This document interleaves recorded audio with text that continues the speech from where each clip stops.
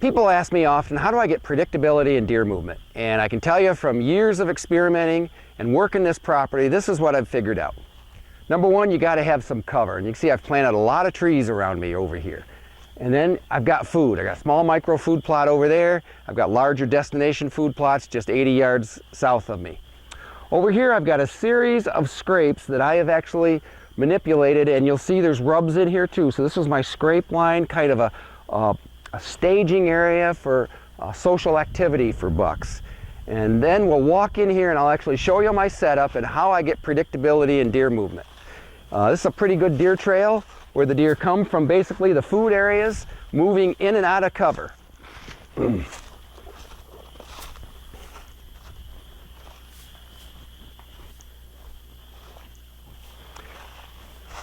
And one of the reasons this works so well is, yes, there's always been some deer movement that moves around this swamp.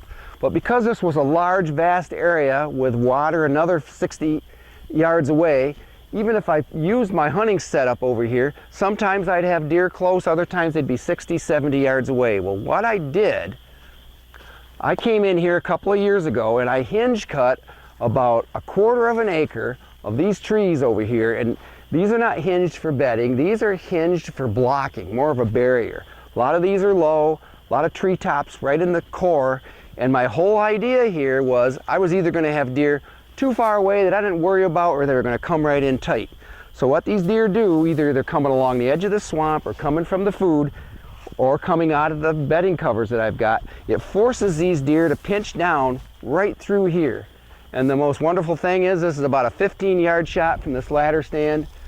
This is a great setup. I've killed 3 or 4 really nice Michigan bucks here, and I just have so many opportunities to see and harvest deer here. I've taken several does, and last fall I had the same 4.5-year-old buck come by here 4 different times in a 10-day time period, right during the height of the rut.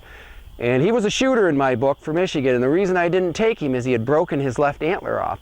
But in the video, we'll show you that picture that I took of him while I was in that stand, and he's right down there 5 yards from the base of that ladder, and that's when those bucks were cruising. They were just coming through here because they knew about all the does that were constantly going back and forth, and these does were staging here, going from bedding areas to feeding.